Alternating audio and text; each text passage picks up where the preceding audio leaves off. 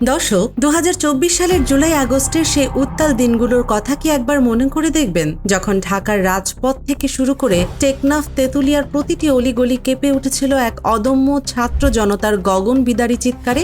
Voter আড়ালে কোনো বৈষম্য থাকা চলবে না। যে চিৎকারের মূল মন্ত্র ছিল সাম্য, মানবিক মর্যাদা আর সামাজিক ইনসাফ। হাজারো তরুণের বুকের তাজা রক্তে রঞ্জিত হয়েছিল এই বাংলার মাটি। মায়েরা তাদের আদরের সন্তান হারিয়েছেন, স্ত্রীরা হারিয়েছেন তাদের প্রিয়তম স্বামী, আর সন্তানরা হয়েছেন এতিম। কেন? শুধু একটি নতুন বাংলাদেশ গড়ার স্বপ্নে, যেখানে মানুষ নির্ভয়ে কথা বলবে, যেখানে পেটে দুমুঠো ভাতের নিশ্চয়তা থাকবে এবং যেখানে কোনো একক পরিবার বা দলের জমিদারি চলবে না। কিন্তু আজ ২০২৬ সালের এই সময় দাঁড়িয়ে আমাদের অত্যন্ত ভারাক্রান্ত হৃদয়ে প্রশ্ন করতে হচ্ছে, সেই শহীদদের রক্তের মর্যাদা কি আমরা দিতে পেরেছি, নাকি শাসক বদলেছে কিন্তু শাসনের সেই পুরনো শোষক সুলভ চরিত্রটা রয়ে গেছে একই রকম। ১২ই ফেব্রুয়ারি নির্বাচনের পর দেশের মানুষ যখন একটু শান্তির নিঃশ্বাস নিতে চেয়েছিল, ঠিক তখনই ঢাকার পল্টনের রাজপথ থেকে ভেসে আসা নাসির উদ্দিন পাটোয়ারির সেই উত্তপ্ত হুঙ্কার কি তবে সেই শান্তির স্বপ্নে এক বিশাল বড় আঘাত?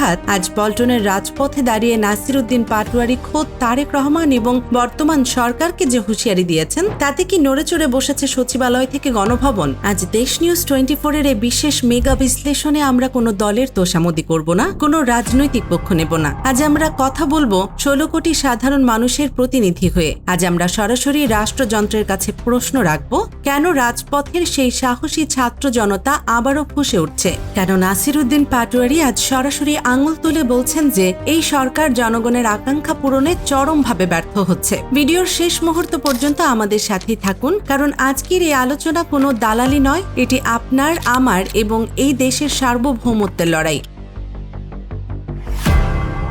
দর্শক, রাজপথের রাজনীতি অনেক সময় সাধারণ মানুষের মাথার উপর দিয়ে যায়, কিন্তু ডাইনিং টেবিলের রাজনীতিটা কিন্তু সবাই বোঝেন। নাসির উদ্দিন পাটোয়ারি পল্টনের রাজপথে দাঁড়িয়ে যে জ্বলন্ত সত্যগুলো তুলে ধরেছেন, তা প্রতিটি বাঙালির ঘরের কথা। তিনি প্রশ্ন তুলেছেন দ্রব্যমূল্য নিয়ে। আজ বাজার করতে গেলে সাধারণ মানুষের বুক কেঁপে ওঠে। চাল, ডাল, তেল থেকে শুরু করে প্রতিটি নিত্য পণ্যের দাম আজ আকাশজমি। মধ্যবিত্ত পরিবারগুলো আজ মুখ ফুটে কারো কাছে সাহায্য চাইতে পারছে না, আবার খেয়ে পড়ে বেঁচে থাকাও তাদের জন্য অসম্ভব হয়ে দাঁড়িয়েছে। সরকারের পক্ষ থেকে ক্ষমতায় আসার আগে বড় বড় প্রতিশ্রুতি দেওয়া হয়েছিল, বলা হয়েছিল সিন্ডিকেট ভেঙে গুড়িয়ে দেওয়া হবে। কিন্তু বাস্তব চিত্রটা কি? সিন্ডিকেট কি আদৌ ভেঙেছে, নাকি সিন্ডিকেটের মালিকরা শুধু দল বদল করে নতুন করে জনগণের পকেট কাটার লাইসেন্স পেয়েছে? নাসির উদ্দিন পাটোয়ারি ঠিক এই জায়গাটিতেই আঘাত করেছেন। তিনি বলছেন, জনগণের ভোটে জয়ী হয়ে এসে জনগণের পেটে লাথি মারা কোনোভাবেই বরদাস্ত করা হবে না। 17 বছর ধরে যে মানুষগুলো স্বৈরাচারের জুলুম সহ্য করেছে, তারা আজ আবার যদি দেখে যে তাদের ভাতের থালায় টান পড়ছে, তবে সেই ক্ষোভের আগুন দমানোর সাধ্য কি এই সরকারের আছে? দর্শক, আপনারা কি মনে করেন না যে বাজারের এই লাগামহীন দামের পেছনে সরকারের উদাসীনতা দায়ী? এবার একটু নজর দেয়া যাক জ্বালানি সংকটের দিকে। দেশের অর্থনীতির চাকা সচল রাখে যে জ্বালানি, আজ সেই পেট্রোল আর অক্টোনের জন্য পাম্পের সামনে মাইলের পর মাইল সিরিয়াল। নাসির উদ্দিন পাটোয়ারি তার ভাষণে এক সাধারণ পাঠক বা উবার চালকের সেই বুক ফাটা আর্তনাদ তুলে ধরেছেন। সেই চালক ভাই বলছেন, সারাদিনের অর্ধেক সময় যদি তার পাম্পের সামনে সিরিয়ালে দাঁড়িয়ে থাকতে হয়, তবে তিনি আয় করবেন কখন? আর আয় না করলে তার সন্তানদের মুখে রাতে খাবার তুলে দিবেন কিভাবে? পাম্পে গেলে যখন শুনতে হয় তেল নাই, তখন সেই অসহায় বাবার মনের অবস্থা কি সরকারের নীতি নির্ধারকরা একবারও এসি রুমে বসে অনুভব করতে পেরেছেন? এটি শুধু একজন চালকের কথা নয়, এটি আজ কোটি মানুষের দীর্ঘশ্বাস।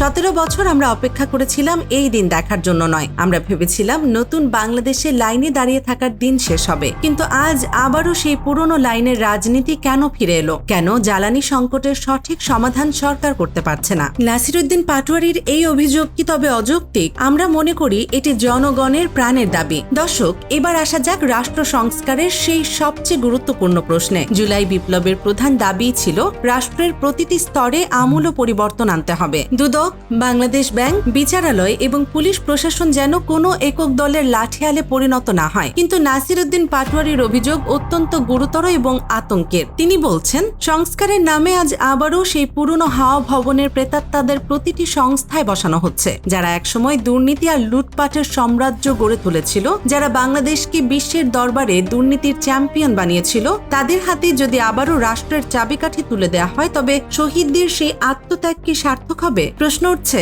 সরকার কি তবে সাধারণ মানুষের সাথে গ্রিন কার্ডের খেলা খেলছে? অনুগত লোকদের বড় বড় পদে বসিয়ে কি তবে আবারও একটি অঘোষিত একনায়কতন্ত্রের দিকে দেশ এগোচ্ছে? নাসিরউদ্দিন পাটোয়ারি হুঁশিয়ারি দিয়েছেন যে দুদক থেকে শুরু করে বিচারালয় পর্যন্ত যেখানেই গুন্ডা সন্ত্রাসী বসানো হয়েছে সেখান থেকে তাদের টেনে হিচড়ে নামানো হবে। নাসিরউদ্দিন পাটোয়ারির ভাষণের সবচেয়ে বিস্ফোরক অংশটি ছিল বর্তমান নেতৃত্বের প্রতি সরকারি চ্যালেঞ্জ। তিনি যখন বলেন জিয়াউর রহমানের সন্তানের ভবিষ্যতের সাথে বাংলাদেশের ভবিষ্যৎ যাবে না, তখন তিনি মূলত একটি অত্যন্ত সাহসী বার্তা দিতে চেয়েছেন। তিনি বলতে চেয়েছেন দেশের মানুষ কোনো ব্যক্তি পূজা বা দলতন্ত্রের কাছে নিজেদের সার্বভৌমত্ব বন্ধক দেয়নি। বাংলাদেশ কোনো ব্যক্তি বা দলের পৈতৃক সম্পত্তি নয়। বাংলাদেশের ভবিষ্যৎ নির্ধারণ হবে ৭১ আর ২৪-এর শহীদদের স্বপ্নের সাথে। নাসিরউদ্দিন পাটোয়ারির এই হুঙ্কার আমাদের মনে করিয়ে দেয় যে এদেশের ছাত্র জনতা আজ সচেতন। তারা আর কোনো এক নায়ককে সহ্য করবে না, সে যে দলেরই হোক না কেন। তারেক রহমানের নেতৃত্বের প্রতি রাজপথের এই অনাস্থা কি তবে বিএনপির জন্য এক বিশাল বড় সতর্কতা? সরকার কি বুঝতে পারছে যে তাদের পায়ের তলার মাটি ধীরে ধীরে সরে যাচ্ছে?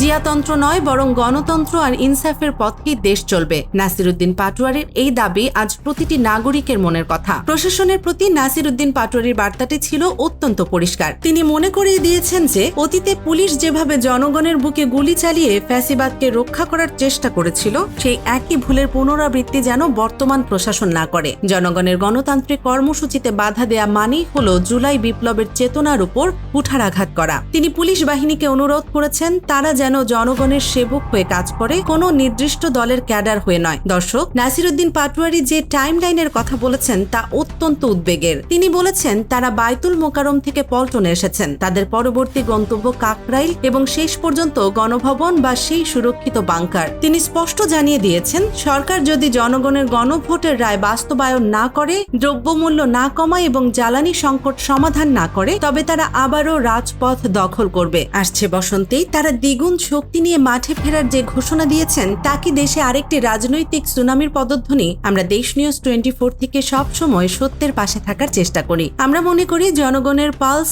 বুঝতে না পারাটাই যে কোনো সরকারের পতনের মূল কারণ। আজ নাসিরউদ্দিন পাটোয়ারি যে কথাগুলো বলছেন সেগুলো যদি সরকার অবহেলা করে তবে তার পরিণতি হতে পারে অত্যন্ত ভয়াবহ। শেখ হাসিনাও একদিন জনগণের এই হুঙ্কারকে অবহেলা করেছিল, তার পরিণতি আজ ইতিহাস। আমরা চাই সরকার অবিলম্বে রাজপথের এই দাবিগুলোকে গুরুত্ব দিক, সিন্ডিকেট ভাঙুক, দ্রব্যমূল্য সাধারণ মানুষের নাগালে আনুক এবং রাষ্ট্রীয় প্রতিষ্ঠানগুলোকে দলীয়করণ থেকে মুক্ত করুন। কারণ জনগণই ক্ষমতার আসল উৎস।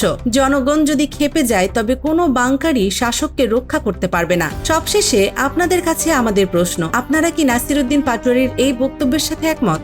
আপনারা কি মনে করেন বর্তমান সরকার জুলাই বিপ্লবের স্পিরিটের সাথে বেইমানি করছে? আপনারা কি আবারও রাজপথে নামার প্রয়োজন বোধ করছেন?